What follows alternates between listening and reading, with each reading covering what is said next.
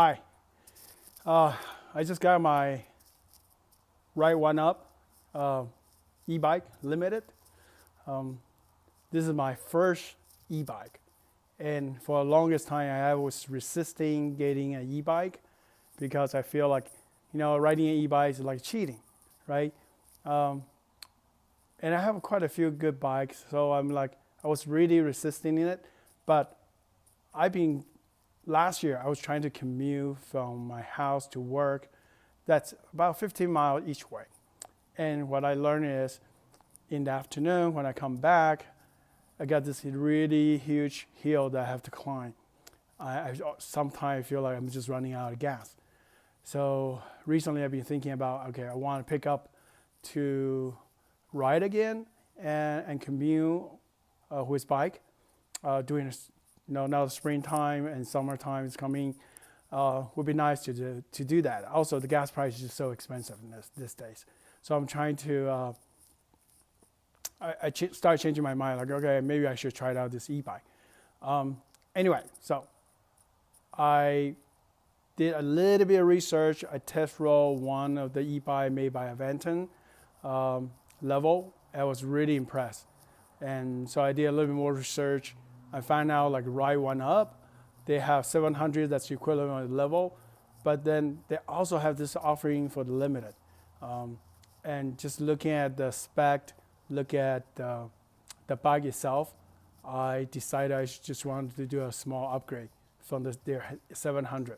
So today I'm not going to talk about too much about the spec, because there are plenty of YouTube video out there that people did a great review about the specific component, all that stuff. So primarily, I just want to kind of share my first impression, the build quality, and what my own experience. I only put like 25 miles on it right now for the last couple of days, and just kind of maybe sharing some of my own thoughts about this particular e-bike. So let's get started. So to start, this is the bike I got, and when it was shipped to me, it's mostly assembled. As you guys probably already know, if you're doing research, the only thing that's not assembled is the fork, the front wheel, and the handlebar. So the box that came with it is mostly intact, but I do see some damage. And very soon, as I was assembled, I found a couple of things that's kind of just wrong. I work on my bike a lot, so I was very comfortable about assemble the bike. But when I got it, I found the stem and the handlebar was installed incorrectly. So basically, it was totally reversed. So I had to redo that. Other than that, the rotor was damaged because during the shipping, I sent a video clip to Ride1Up support. Within 5 minutes, they responded, and they're going to send me a new set of rotor.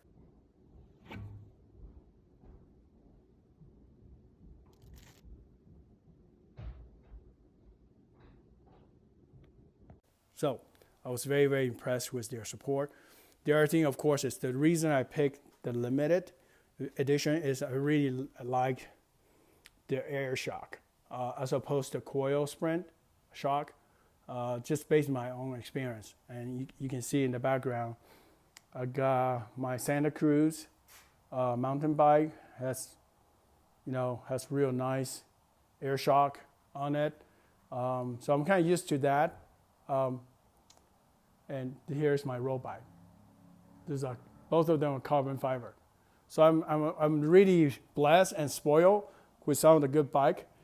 And so I know this is not carbon fiber, but with my limited experience now with this e-bike, that's okay, because with the motor assist, we can still go really fast. Again, one of my motivation, because I was commuting with my road bike up there, and that thing goes fast too, right? My top speed on the flat surface is about maybe 18, 19 miles per hour. And I want to have that same experience. And plus, I can get more assistance. If I start to feel really tired and I didn't want to pedal as hard, then I at least have an option to do so. Besides some of those initial problems I talked about, what else is worth mentioning? Here, the kickstand. You see the position of that, and my feet is not very big. I mean, I wear 8.5 size shoes, but sometimes I do find my heel will be clipping on the kickstand because it's protruded out a little bit more than I would like, and I don't think they're adjustable. So sometimes I find myself that my heel will kind of touch this portion. I just need to kind of watch out for that. The other thing, of course, I change is their seat. I mean, their seat is good, but I'm used to this WTB Pure. I can't find them anymore, but so I put my old one. I still feel more comfortable with that. Then for my, of course, the bike doesn't come with the light, so I put my own light and my tail lights, and that works well. So I already ordered some fender to go with it. I'm also maybe looking to potentially get a rack. I'm not sure I need it yet. I got a fender for the back, I get a fender for the front. I can talk about those later. And there are plenty of good recommendations out there for the accessories. And so if you just search in YouTube, you can find a lot of good information. And I use this. I had this for a long time. This is for toe pick, and I have this kind of waterproof casing that I can put my iPhone in it. So that's going to work out great. Other than that, I mean, everything really works well. I mean, it has the Altus derailleur, and when I put everything together, I test out the index by shifting the gears through it, and everything works well. I didn't have to make any adjustment. The pedal, I could upgrade it. This is pretty basic aluminum pedal. So, but all in all, I found that I don't need to do too much. I do have to adjust the air pressure to fit to make it so it will sag properly. So if you have seen it before, it doesn't come with this ring, but you put a zip tie and you clip it that way, then you can adjust the air pressure. So normally you want to do about 25% of your travel when you just sit on your bike with whatever weight that you normally carry. That is usually the recommendation. Then you can adjust your air pressure with a shock pump. For me, it came with 100 PSI. I have to lower it to about maybe 75. And I weighed about 165. And for me, I find that to be the best for me. And if I look at the manual, it usually recommend like 100, 110, but that may be a little bit too firm for me, at least. Because I usually like my air shock, my front fork shock to be a little more compliant.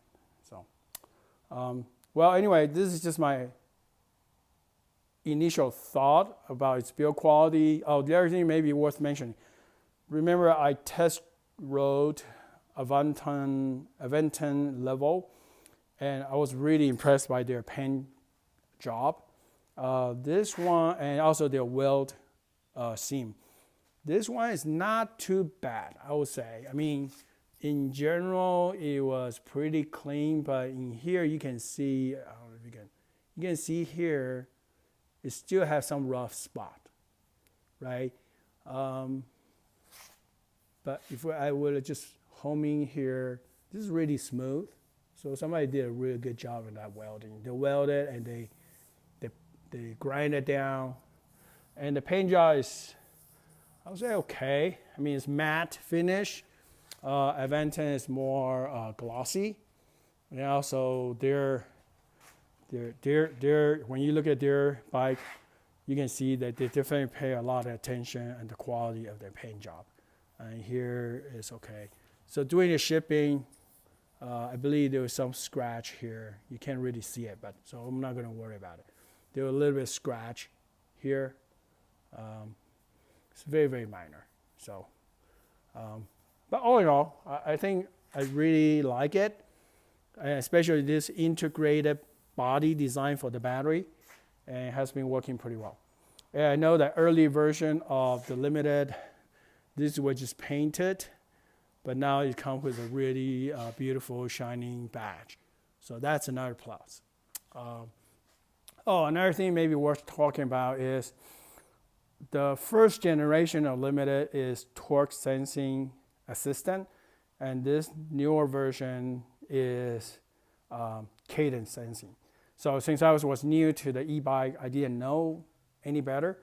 So I was a little bit worried about whether I would get a good workout when I rode this bike. I'll tell you, you can. I'm still learning how to use the e-bike properly, and it comes with 8 gears, right? So by setting the proper pedal assistant level, and by combination of the gear ratio, I can definitely still get a good workout. So I'm that kind of put my concern at ease. I actually prefer this hub motor rather than the mid-range motor. If you do a research online, you will see that one of the cons on the mid-range motor is the stress they put on your transmission. Because if the motor is putting a lot more power than the human can. And so you're putting a lot more stress on the chain, on the transmission. But with the hub motor, this is my personal opinion, it has this direct drive. So it actually has less stress. It will result less stress on the components. And you can see that good component, they're not cheap, right? That's another, I think this design actually would result in a lower maintenance cost. All in all, I like the tire. I was kind of worried about when I was like, okay, well, if I travel at 30 miles an hour, would this bike be stable? I found this is like super stable, and it doesn't feel like really fast at all.